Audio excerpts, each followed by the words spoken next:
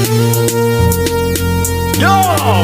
this is Rampantilla already, the Musibe mutyabalonje bagara bikomere kupije tanizanka kansubire nti musibe bulunje yone je musenzide era nga bwenchumbi bazako jonna je mutosizako engalo olunako olwalero tukeredde mawulire ganyike agokufa gw'omukyala amanyiddwa nga Mama Kayondo ngirono yamanyiddwa nga Mama wa Suna Ben. Bwe tudda ku mukutu ogwa TikTok ku mawulire gano banji bavudde ne bagenda maaso kubanga ate bakola comments ezefaananyirizako bweziti ono yawandise n'agamba nti nambwayo yamuse teri mulala nchimaze. Comments zibadde mutuluba bweriti zibadde mpitirivu ddala naye ng'ensonga kwe bagijja okugamba nti nambwayo yamuse kuba nti abadde alina olutalo n'omukulu amanyiddwa nga Suna Ben taata w'abaana be oboolyawo. Omukyala amanyiddwa nga Fee the Queen tumulabye nti abadde nga asika omugano n'omukulu amanyiddwa nga Suna Ben ye yavuddeyo n'akola akagambo oba ka caption nti lol laugh out loud. Yes, omwana n'amuddamu n'amugamba nti kitalo nnyo bambi n'amubuuza kitya, are you sure you're commenting on the right post? Bw'ati bwe yamubuuzizza nga kwegamba alaga nti ebigenda mu maaso tabitegeera ye n'ebibawo ebiri tayagala kumanya era nga tukimanyi bulungi nti Fee the Queen abadde nga asika omugano n'omukulu amanyiddwa nga Suna Ben okumala ebbanga eriwerako entabwe kwe yava eriwerako ddala entabwe kwe yava kwe kuba nti Fee the Queen yayingira mu nsonga za Suna Ben ne Nambwayo era nga yali adifendinga Nambwayo era n'asaba oba n'awabula Nambwayo agende maaso kubanga agenda mu bamateeka asobola okuba nga wangula ennyumba eyali ebakayanya ne Suna Ben. Awo nno olutalo we lwava Suna Ben n'atandika okuba nga ate atabukira Fee the Queen era ze ku interviews eziwerako ng'amwambalira amugamba bino nabiri era recent interview yabadde amulangira bubbi ku ssente z'abaali baagala okuba nga ate bagenda ku kyeyo. Weewaawo nga tumaze okuba nga tetulaba Fee the Queen biki bye yavuddemu ku lunaku olwo oba ku lunaku lw'okufa kwa mama wa Suna Ben ate kankulituuseeko Nambwayo byagenze maaso okuba nga ate awandiika omanyi bagamba nti awali abaagalana tosaayo kikyo ate ffenna Mukama yatukola nga tuyina entegeera n'endowooza nga zaawukana ebiseera ebisinga. Ngenda kusomera kigambo ku kigambo. Yes, yawandise n'agamba nti I have been so silent since morning when I'm still in a big shock. God, this is so heartbreaking. However much we get misunderstandings with you, Tata Wange. I know how you loved Mama waffe. Mama, gwe muntu Suna. Omutima gwe gubadde gukubira. I remember when we were taking this picture, how humble he became on each word you were speaking to him. Mama waffe, omutima gutumenyese. Munange, you know how much we loved you and how Ben loved you more. To you Tata Wange, nsaba Mungu akugumye, nsaba Mungu akunjagalire. Tata, in all your disputes, just know that you have a best friend in me. My shoulder is always here for you whenever you want somewhere to lean on. Ne bwemba sisobola kukugumya bituufu nsaba Katonda gwensinza akungumize Suna wange. I lost my mom at 3 months but I have never healed. Then I know how hard it is going to be for you munange. Mama, may your soul rest in peace. Mu bigambo bya Nambwayo alaga nti they are still standing together no matter what. Amwita Tata wange, Mama waffe, mukwano gwange era amugambye nti amutereddewo n'ekibegabega wonna we yeetaagira okwesigamako ye waali kubanga amanyi Mama kiki abadde ategeeza ku side ya Suna Ben. Wawaawo abantu ab'enjawulo bavuddeyo kuba nga ate baweereza obubaka obusaasira Suna Ben olw'okufiirwako mama we naye nga ngenda kuba nga ate nsooka nkutuuseko ebigambo bitono nnyo bwe biti Suna bye yali ayogera ku maama we ate oluvannyuma nkutuuseeko ebigambo bya 10 bibadde bya nkizo nnyo ng'agumya Suna Ben wamu ne Chikene. Yes, Mama Suna Ben abadde nno na muzannyi wa sineema. Ojononyeko ku mama. Era munonyako. Mama munyumya. Mama wakabi superstar top 10. Nawe yagala nnyo mama. Ojomunonyeka kube mbozi. Mu bigambo byange nze kati kitono bantu batono nnyo abamanyi Suna Ben nga tebamanyi linnya lya mama wange. Nti mama Suna Ben ye mjala Kayondo. Kati batono. Lwansonga nti nno nze ne bwemba neyanjula ku radio ngamba yenze Suna Ben mutabani wa mjala Kayondo. Obuli ensimbule eyo lwaki kiteekako ekyo nkiteekako olw'ensonga njagala nnyo maama mbeere mu bwongo buli kaseera nneme okusiriwala njagala ku misango emiitirivu gye nnina Mukama Katonda njagala ndabe ku credit naye balinjokera omuliro ebirala naye nga ndabe ku credit y'okutegeera kye bayita mukaddewo. Wategeera maamawo? Nategeera maama wange. Naye kuwaako obujulizi ndowooza maama Kayondo. Kyala Kayondo ojja munoonyaako wano. Ekisinga okunnuma mu bulamu okimanyi fantastic kwe kuba nti bw'oba okola ssente ogamba kankole ssente nsanyuse maama wange n'oyiriba byonna by'oyiribye osanyuse maamawo bw'omala okuzifuna Katonda n'akulaga nti ate maamawo gwasooka okujjawo bambi. Rest in peace maama wa Ssuuna Ben. Kyokka abadde alinayo n'ekivvulu bambi. Mukyala Kayondo nannumye kuba abadde mukyala nga musanyufu abadde talina tabbu. Ssuuna Ben abadde akola byonna byakola nga ayagala maama we abe musanyufu. Dynamics y'obulamu ozikola bwe ziwera maama we n'afa. I don't know lwaki kibawo ekityo tulwana sanyusa bamaama ate bwe ziwera n'afa. Bannaayi Allah wandibadde otugondezaamu wandibadde otukakkanyizaamu Allah wandibadde otusaasira ya Rabbi. Mu Buganda tukimanyi omufu tayogerwako. Omufu ne wabanga afudde nga abadde mukozi wa bikolobero tayogerwako. Naye muzikirize njogere ku maama wa Ssuuna Ben. Maama wa Ssuuna Ben simanyi oba abadde mulwadde oba abadde mulamu, simanyi yafudde ki kyekimuse. Naye maama wa Ssuuna Ben yonna gy'oli omwoyo gwo yonna gye guli essaawa zino njagala okutegeeza ebigambo bino nti okoze bubi nnyo okufa n'oleka Ssuuna Ben. Okoze bubi nnyo kuba Ssuuna Ben n'engeri gy'abadde ayagalamu maama we. Naye kino kigenda eri Ssuuna Ben. Ssuuna Ben Katonda yatuwa era yajjawo. Nze ndi nfunzi, sina maama sina taata. Njagadde ogumire kuffe. Maama we abadde mukyala mulungi, abadde wampisa, abadde maamawo, abadde Katonda ow'oku nsi. Naye okufa bakukolanga weekuli, okufa bakukolanga tekusazibwamu, tekupoozinga. So Ssuuna Ben mbadde nkusaba maama wo omwoyo gwe Mukama agumuze mirembe amusonyiwe byamusobako. Era nze ng'omuyimbi Anko Chumi kitalo nnyo kitalo ddala. Ssuuna Ben Mukama Katonda eyatugumya naawe akugumye. Katonda yawa era yajjawo. Yamaani. Kitalo nnyo kitalo ddala Mungu bambi abagumye mwenna. Weewaawo ye asikaali w'okumukwana Ked yatabuse n'omukozi w'okudduuka bw'atyo n'asikayo emmundu n'amukuba essasi. Mu lubuto okukakkana onaafudde bamuddusa mu ddwaliro. Nabagamba nti basikaali ennaku zino oba be basikaali abaddala oba mulimu abantu be tutategeera simanyi. Kamu bibiri yajjayo mundu ngatta muntu cause okutta kufusa okutta mu mbeera efaanako bw'eti. So ng'ate go agava Vatican galaga nti Papa Francis abatolinga n'obulamu olw'ensonga nti embeera gy'alimu si nnungi n'akamu n'akatono ddala era nga yeetaaga essaala.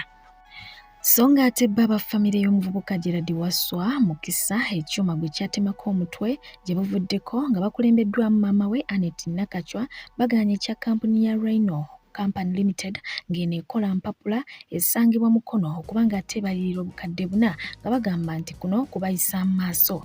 Wasswa mu kampuni eno yali agenzeeyo okunoonya fees amutwala mu siniya ey'okutaano era nga kwolwo yali ku kyuma ekisala empapula bw'atyo n'asirituka n'akigwamu okukkakana nga kimutemyeko omutwe.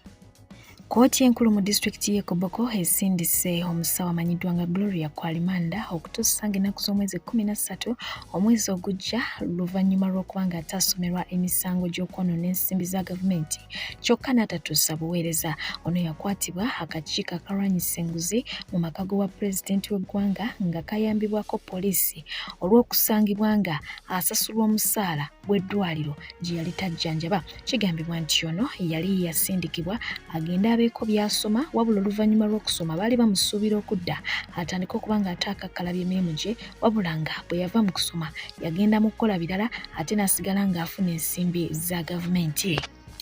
So ng'ate yo Buganda Road Court bw'etegenza maaso okuba nga esindika omukyala eyaliko Cairo Bank Credit Official Specioza Nasuna mukomera okumalayo emyezi 6 mirambirira wali eri eruzira gwa bufere. Ono yagenda maaso okubanga ate yeekobana ne client amanyiddwa nga Robert Kisolo okubanga ate babba ssente eziwerako ddala obukadde 2 ku Cairo Bank mu mwaka gwa 2023. Weewaawo nga bagenda kusibwa babataddeko era amateeka amakakali nti balina okuliyirira Cairo Bank obukadde 10 bulambirira ebbanga lye bamaze ng'ate bali mu musango guno. Tebakomyawo, kigambibwa nti n'ebyobugagga byabwe omuli amayumba n'amataka bibaggiddwako era nga bitwaliddwa banka ya Cairo. Yo Ministry y'ebyenguudo ekwasizza ekitongole ekivunaanyizibwa ku kibuga Kampala KCCA mu butongole enguudo mu kibuga Kampala ezaakolebwa wansi w'enteekateeka ya Kampala Flyover Construction and Road Upgrading Project. Eno nno ebadde evujjirwa gavumenti ya Japan wansi wa kampuni emanyiddwa nga JICA. Mu bintu ebirala ebibakwasiddwa mubaddemu ebyuma ebiyambako mu kulongoosa enguudo.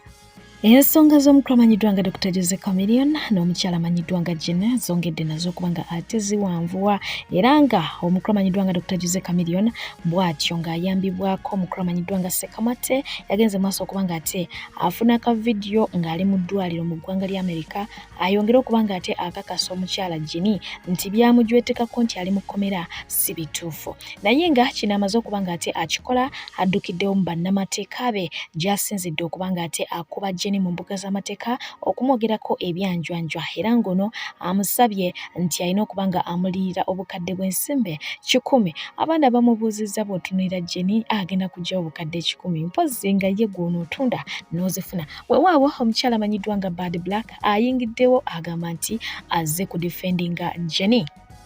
Mu bigambo bye Bad Black amugambye nti Diana Mukasa don't be threatened by law.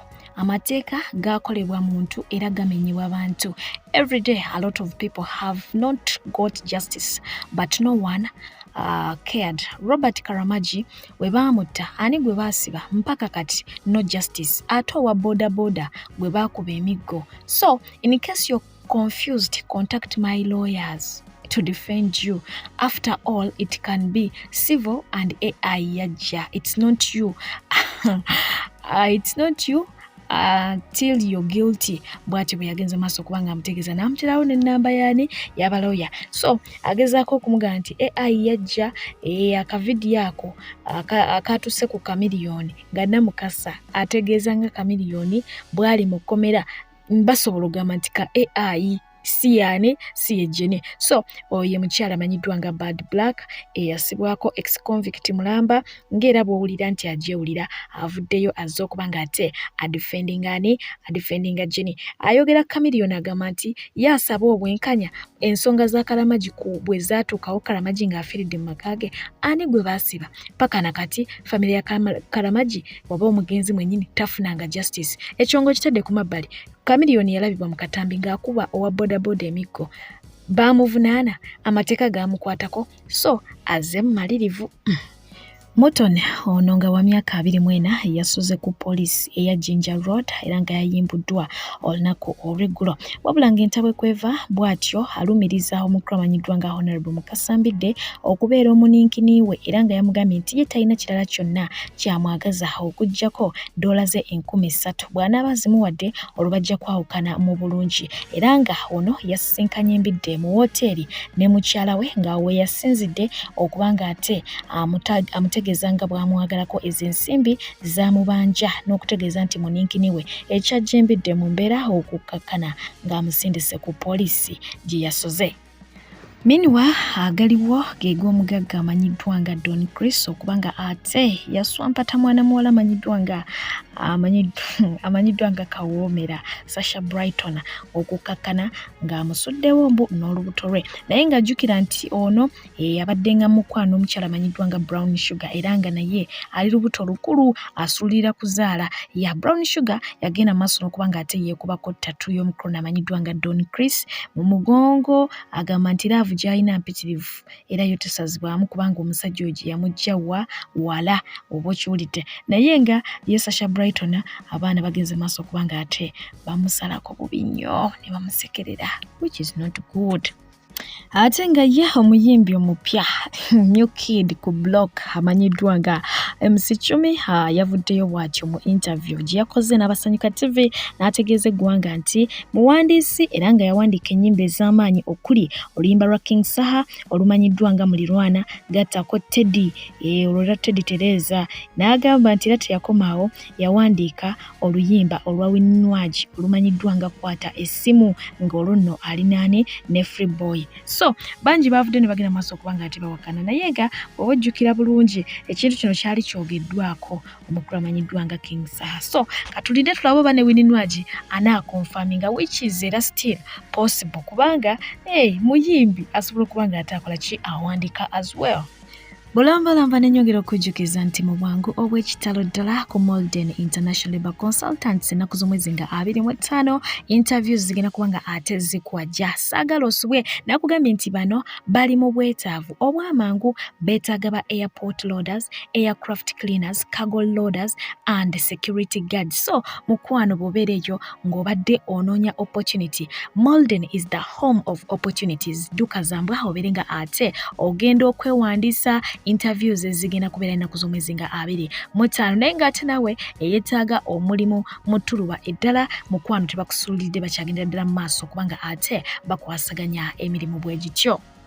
Weewaawo wuno omwana muwala yalabikiddeko mu katambi nga wuttulwa oba atimpulwa MP oluvannyuma lw'okukwatibwa nga abba essimu. Ono nno yakwasizza bangi ennaku nga bagamba obulungi bwe buno bwonna lwaki abeera mubbi bambi. Abandi bagamba nammwe temumukuba mumusaasibe mumuleke naye munnange oluvannyuma lw'okuba nga ate asimattuka abo ababadde bamukuba bw'atyo yagenze maaso okuba nga ate abakolera vidiyo n'abagamba nti bo tebaamukubye kimala baamukubye kitono era ng'agenze maaso okuba nga ate yeewanira mu mbeera eno ey'obubbi ng'agamba nti ate tali yekka ekikoosi kinene naye obulamu bwe batyo bakola ki bwabutambuza babba ebintu ntunga obusimu ate obeera tobasuubira olw'endabika yaabwe. Baddiya mwenna abadde bampakanira musembereeko wano bituufu nabbye essimu bituufu nabbye essimu temuddamu kumpakanira mwenna bwenna abadde badawutinga mbu oyo mwana tasobola mwana mulungi biki nedda tebikyaliko ebyo nabbye essimu n'abankubye temumanyi kuba nadde abamu babadde basuubira nti olubalo nno babiki tebamanyi kuba katugendako walala ntebe mujja no mu inbox nno mwasaamirira mbu yabba ne ku Masaka ezeze yabba ne wiige bituufu ndi mubbi wa Lulango naye kati kyembulamu kunjukya munjokye munkube kulire nga munkubye kuba kiri musaayi nabbye essimu naye kati njagala motoka njagala gaggawala oba mbubi oba mbulungi nagibbye essimu njagala gaggawala baddiya bankubye naye ate abankubye temumanyi kuba Ambo Queen oli mubbi munnange yogera bitono n'abadde mu comment section mwenna mwemanyi muli babbi lwakuba just tebannakola tebannabakwata kati mwogere empola ffe tuli babbi ba Lulango just lwakuba akatale kati mugenda kundaba mukweka obusimu okitegera akatale baakase naye easy regardless we move naye nga ky'ekyobubbi mwana ndi mubbi temundaba kunyirira wano ndi mubbi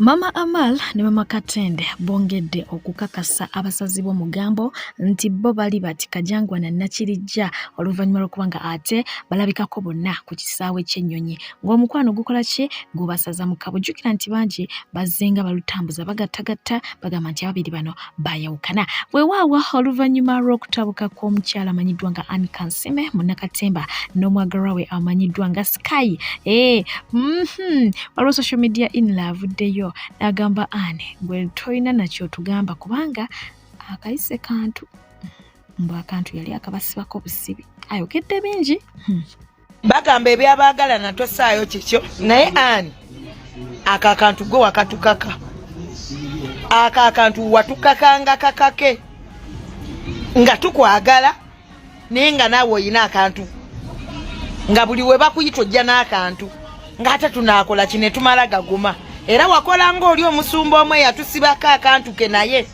ne tumala ne tukamanyiira nti weekali kakati mukwano gwange byebyo ebintu by'obwo obuntu tebumanya gye wabujja okalonda n'okajja mu nfuufu n'okakubako ebitakataka n'okassa mu spotlight bwe katuuka ye naye nga wakatukaka bukasi n'okatuteekako bw'oti tugamba laavu bannange so nga ate waliwo olutalo yes olugenze mu maaso kubanga ate lutokota wakati w'omukulu amanyiddwa nga Alex Muhanje omutesitesi wa comedy ku Comedy Store n'omukulu amanyiddwa nga Bebe Cool. Jjukira nti ono amanyi okukwata abayimbi n'abaleeta era n'abalangira ku comedy we. So ku mulundi guno yabadde alanze ne Bebe Cool wabula ate kyannaku nti Bebe Cool tasobodde kubanga ate ayimba ekintu ekyanyiizizza Muhanje n'agamba nti I now understand why people don't like Bebe Cool. Atikako ne ka emoji akalaga nti monyivu. Mbu yakitegedde ensonga lwaki abantu tebaagala Bebe Cool. Naye nga guno si gwe mulundi ogusookeddera okubanga ate abadde ategeka Bebe Cool enfunda eziwera zenga mutegeka n'abayimbi abalala era bwe batyo babadde nga bakola ki bamuperformingira. Ate mulowooza omugole omusajja amaziga tegamuyiseemu. Omukolo gwabadde muwanvu gututte ennaku 3 guno ng'olaba nga bali ku mukolo gumu ogwo. Bakyusa bukyusa bwe badda.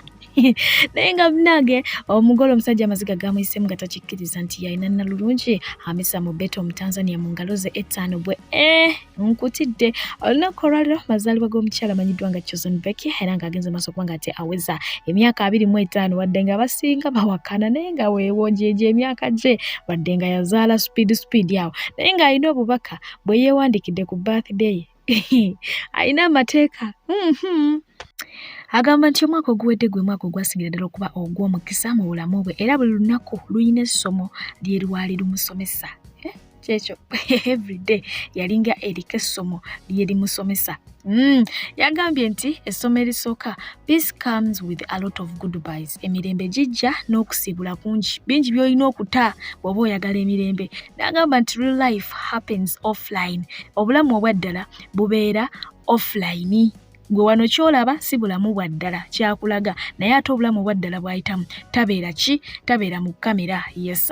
Rule number 3 essomo number 3 never doubt your instincts. It's God communicating to you. Nti munnange tonyoomanga instincts ezo ezikulimu okubuusabuusa okwo okutonotono kw'olina ekintu kino nti abeera Mukama Katonda yagezaako okubanga ate ayogerezeganya naawe.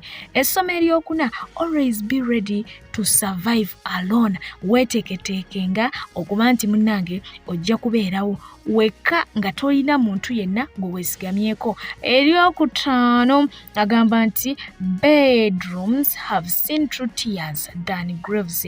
Nti ebisenge bye mulaba birabya amaziga agaddala n'okusinga amalaalo kubanga amalaalo mugenda wali kuziika abantu ne bakabamu dakiika 2 nga bakuteekayo ne bikoma naye ebisenge omuntu buli lwafuna embeera n'emunyigiriza adda mu kisenge kye owe yoye yo jakabira ng'awulira kikola kimuduguda. So ebisenge bye birabya amaziga agaddala. Wadde yatugambye 5 ono yawunzise ng'akoze 6 kuba ndaba 5 yagizeemu emirundi 2. N'agamba nti no one wins this game called life. Even if you try hard you will die, so enjoy as much as you can. Oba okitegedde obulamu teri muntu n'omu asobola kubuwangula. Obulamu buli kazannyo kale, so akazannyo ke bayita obulamu ne bw'okola otya oba oli mugagga otya oba otuuyanya otya oba okoze otya tojja kubuwangula. So beera musanyufu n'ekyo ky'olina. Gezaako okuba ng'onyumirwa obulamu nga bw'oba osobodde. Awo nno n'abagamba nti awezezza emyaka gye 25 era ng'agamba nti mweteefuteefu okuba ng'alaba ebirungi bya Allah mu maaso okutandika ne kati n'okusingawo byakoze ki byalabye. Ate mulowooza Fresh Daddy tayagate yeepikidde Joyiranda agamba nti we yabadde ayita ku social media yalabye posting nga Joyiranda agamba nti omusajja yenna eyeewulira ng'ayagala kumuwasa alina okubanga asobola okusasula maama we $5,000,000 olwo nno ye yeeteeketeeka okufuuka taata we omupya. Naye munnange Kazende yagambye nti ye ayinawo $5,000,000 5 taziweza naye 5 azirinawo era ng'agamba nti omuwala ono mulungi nnyo amusanyusa ali wiringa okubanga amuwa buli kimu kye yeetaaga ne ssente ezo z'agambye ajja kuzijjuzaawo ebitaano naye mpola mpola mu musoolesole so amusabye amuwa omukisa ajja kubanga amulaga omukwano ogw'ekimmemmette gw'atajja kwejjusa ali wiringa okumukuba embaga n'ebyenda bimwetokoti Ruhanga wanje bwe twogera ku mpeta ekyo ne kinzijukiza omusumba amanyiddwa nga Sebradda Joseph ono n'ekibiina ekigatta enzikiriza mu ggwanga bawagidde ekiteeso ky'okusiba abantu emyaka 3 mu kkomera oba si ekyo osasule obukadde 10 singa osangibwa mu bufumbo bwa kawundo kakubye eddirisa cohabiting bagenda basiba bagenda tusiba osaaga so nga tebo abateeka mwana mulenzi Modo Music ku pressure okuwasa abategezeza nti yakaddiye nnyo okuwasa mulina n'abakulu be mulabirako nga bapasita Bugembe tebannawasa naye ate mwesibye ku ye n'abasaba muteekemukko kuki mulinye ku kyommakati singa pasita Wilson Bugembe eyeetoloddwa ekkanisa erimu abakazi mwaka ku mwaka tawasanga bwali wasa nange nja kuwasa Franka Gashumba bwali wasa nange nja kuwasa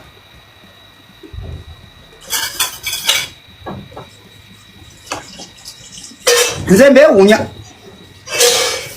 abalowooza nti okuwasa emagala ekwasa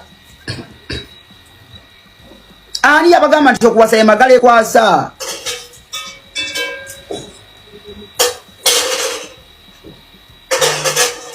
mwagwa mu bufumbo bagamba waswa mukwano gwo Bannakatemba ennaku zino beeyisaamu eggaali Mawulana ne Rain bavuddeyo ne bagamba nti Madrat ne Chiko tebali fane Madrat and Chiko you're not funny ebintu byammwe tebinyuma mu bufunze ne bwe mwogera mutya tebisesa weewaawo ye omukyala amanyiddwa nga Jalia Walda avuddeyo n'akubiriza abazadde nti mulekerawo okwetika ku pressure olw'emisomo gy'abaana nti ate oyagala lino essomero oyagala liri nti omwana muteeke w'osobola ekijja mu nsawo yo yabawadde ekyokulabirako amasomero ag'enjawulo mwaze ayitira nga gonna si ge gali awo nti gaali ga bbeeyi naye ate bw'otunuulira sitasi ye gy'alimu essaawa eno ag'amasomero gwe gw'obuusa golooza nti si levo yo golooza nti si kirasyo ng'egamutuusizza ku levo wali bulambalamba kungenda okubanga ate basibuzo baweereza nga bulijjo mbadde pije mwe bali kubeera balabi balungi atakuumira mpeera sigale nga abanjagalidde mweraba abalungi abatuwuliriza era abatulaba olunaku olwaleero tukyaddeko ewa Sheikh Ashraf Dembe sebo nsanyusa okubalaba amannya agange yezeseeka Ashraf Dembe akola ku bizibu by'enjawulo omuntu singa aba alina ebirwadde musomereddwa tumuwa amazzi ga lukuya nga bw'obadde ogalaba tugenda abantu ku kyoto ne twokya emizimu emibi egibabaamu n'okulomba edduwa abantu singa abeera ng'ali wano atuuse nsobola okumulombera edduwa ne waba atatuuse nga mpadde amannya ge naye ng'ali wala maneetaase enamba yange yeno eri 0707763711 namwe banyinaffe abali ebweru oyagala okuba nti oyagala okulombera ku dduwa ng'olina ebizibu viza zibuze amaka gakolongotana sente zikola zimpita mu ngalo ojja kumpeereza ekifaananyi kyo n'amanyago ebyo byokka bijja kummala nja kukulombera edduwa ojja kutereera olunaku olusembayo mu mwezi mba n'edduwa eyawamu ffenna n'abalwadde bange abakadde n'abapya salaamu alaikum warahmatullahi wabarakatu temwe stressing akutuka kweteekamu muguwa. Me, when I couldn't afford school fees, my mom and my dad couldn't afford school fees. I went to Bright Angels on Badintuma Road and I used to pay 60,000. That is close to $20. And I studied there. God blessed me through that school. I got sponsorships through Pastor Iga. I went to Knowledge Center. From Knowledge Center, I went to Kampala SS. So please do not stress. Some of you want to even hang your thing on the roasting sigiri because of school fees. You get it? Adate munyiga. Wabato ina sente toina sente. 400. Wabato ina 400,000. Omwana mutwale muja 200,000. Sister wo. Tewe stressing. Nonye lili cheap lyojjo sobola. mwagala okutwala ebintu oba sente teziriwo tewe stressing atogenda kwetta. You're not going to just do what you can afford. Some of you, me I have some parents here who reach out to me. Their kids are paying $2,000. You're like, Charlie, I'm looking for some $2,000. Take out what you can afford. You understand? Simple. Mugena nyiga. But it's reality. If a blessing will come on your way, it will come. Even if you go to one of the cheapest schools, it will come through.